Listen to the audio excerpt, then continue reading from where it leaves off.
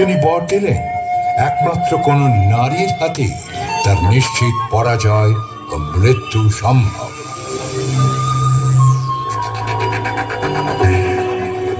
যেখানে কোনো পুরুষ তার কিছু করতে পারবে না, সেখানে এক নারী তার কি করবে, এই ভেবে মহিষাসুর শুরু করলো তার তাণ্ডব।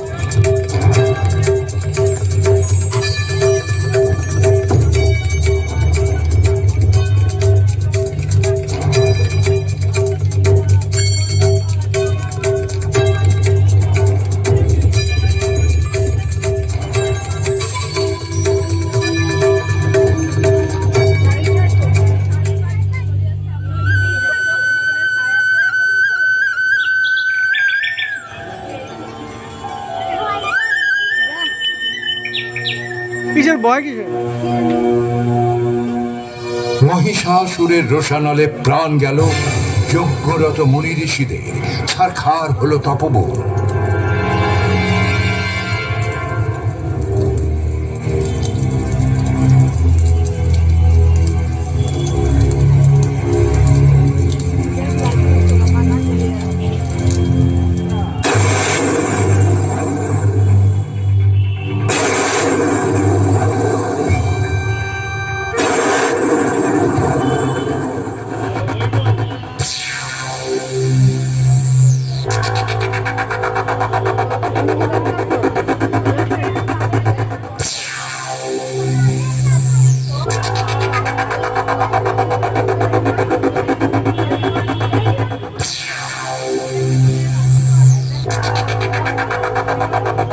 ছাড় পেলেন না স্বর্গের দেবতারাও। প্রবল সংগ্রামে দেবতারা স্বর্গ থেকে পরাজিত হয়ে পলায়ন করলেন।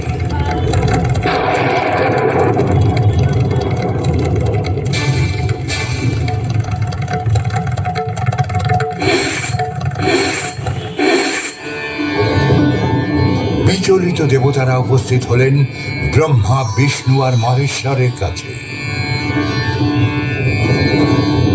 দেবতাকুলের বার্তা শুনে ত্রিদেবতার মধ্য থেকে এক জ্যোতির প্রকাশ হল। এই জ্যোতি সম্মিলিত হয়ে সৃষ্টি হল দেবী মা দুর্গা।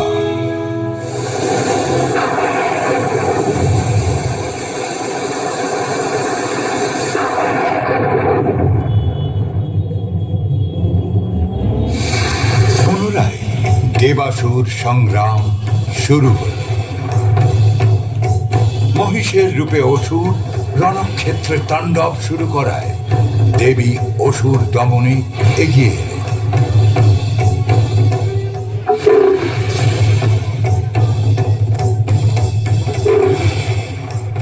বহু কৌশল বিস্তার করে ও রূপ পরিবর্তন করেও মহিষাসুর দেবীকে বিচলিত করতে সক্ষম হল না।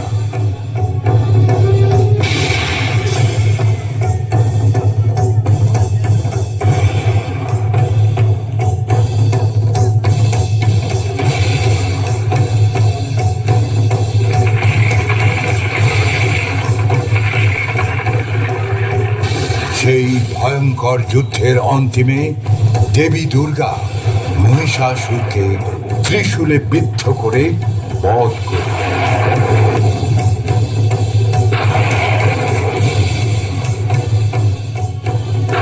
চতুর্দিকে ধ্বনিত হল মহিষাসুরমর্দিনীর জয়মন্ত্র।